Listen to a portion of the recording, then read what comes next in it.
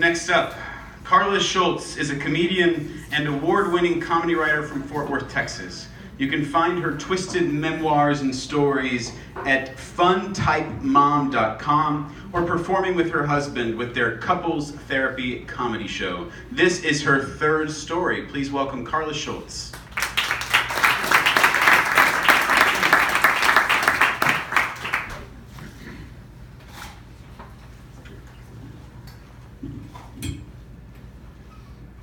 You left out the last part of my intro. Oh, I'm sorry. Yeah, and also Uber. Uber, yes. So the highlight of my summer as a kid was summer camp. Now this was not an ordinary camp. This was the I can't afford full-time summer daycare, so you're going to your granny's farm camp. I was lucky we were poor though. The current market day value for this camp would be priceless. The food there was amazing. There would be nothing but flour, baking powder, and Crisco in the cabinet, but the mere mention of hunger, and she'd head out the back door, a trek to the garden, through the chicken coop, an hour later, 5-course meal was on the table. Sometimes I think of her having to wring a chicken's neck with her thumbs when I'm ordering Uber Eats with mine. We'd go on a field trip a couple of days a week, and sometimes we'd grab a cane pole and head down to the banks of the Biloxi River, and she'd catch catfish one right after the other, while the end of my pole only got wet. She'd catch 6 or 8 fish and say, "Well, it's time to go." And I'd cry, "But I ain't caught nothing yet." "Well, it don't make no never mind. You can't tell which fish is whose once you fry it all up for supper, no way." I did not dare correct her that I knew that they was all hers. Now, other times we'd go splash around in the river at Big Rocks. Now, she'd always worried about me losing my footing on the slippery boulders and falling and hitting my head. And she would recant proudly of the time that my cousin Terry was in the paper for saving a girl down there. She had dove off in and hit her head and never came back up, and he saw this, so he jumped in and saved her. And he gave her the CPR and everything, right? It was a big deal. I never could quite tell, though, if she was more proud that he had saved a girl's life, or that kinfolk had finally made the paper in something other than the police blotter. So the other time he'd made the paper, he was with his daddy, my Uncle Glen. They'd gotten all liquored up and started arguing about whose truck was faster, so they set out to settle their bet. The police got them racing the pickups and threw them in jail to sleep it off. No big deal, but Christmas dinner was a little late that year. Uncle Glen had made the most papers, though, because he had been shot and survived by the most relatives. 2. Anyway, Big Rocks, it was just right down from historic Oakdale Park. Now, money for pool admission from my granny did not come easy. There were hours of peach shucking, pecan cracking, and shelling to be done to earn that kind of privilege. About an hour after lunch, though, we'd be eyeing the "We don't swim in your toilet, so please don't pee in our pool" sign, while we waited with 2 quarters clenched in our fist to exchange the fruits of our labor for the coveted wristband, admission to the Oakdale Plunge.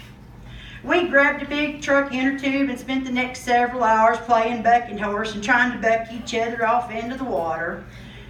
Most of the time we'd just flop off ourselves, though, but it was too late. I could already feel the heat pulsating from my dry and cracking skin. I'd be red as a lobster by the end of the day, but 2 days later I had the most amazing kissed and bleached by the sun, skin and locks.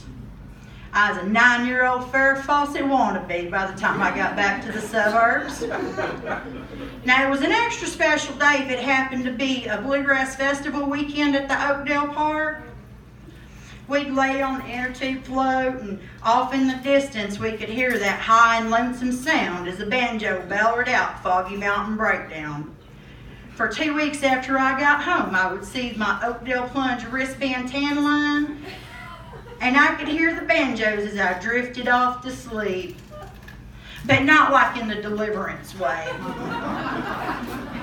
I was culturally conflicted. I was raised suburban, but I identified as hillbilly.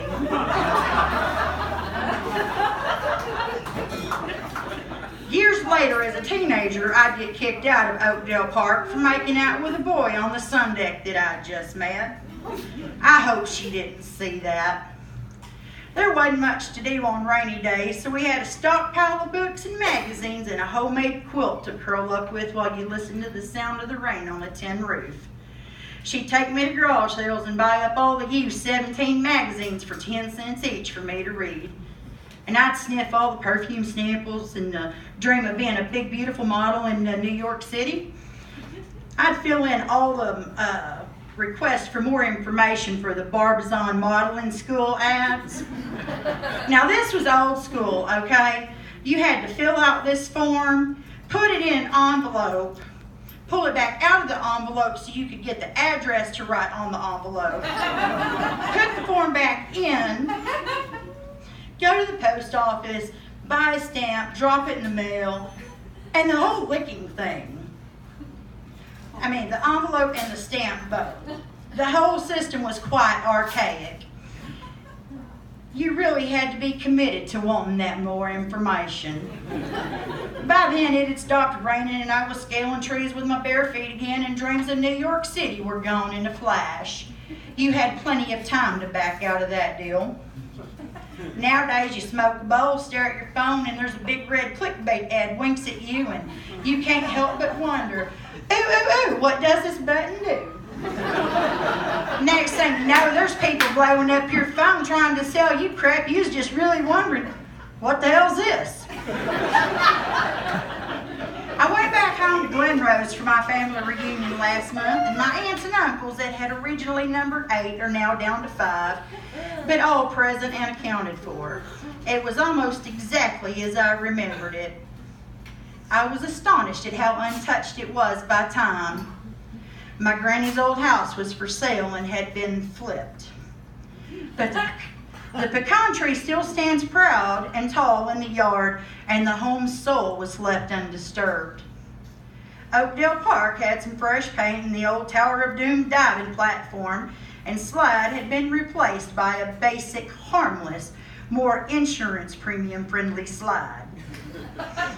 Even big rocks remained relatively unchanged. Kids were splashing around in the water and climbing on the boulders, in spite of the warning sign at the entrance now, not to be cautious of climbing on wet big rocks, but warning to avoid stagnant water areas due to the presence of amoeba organisms.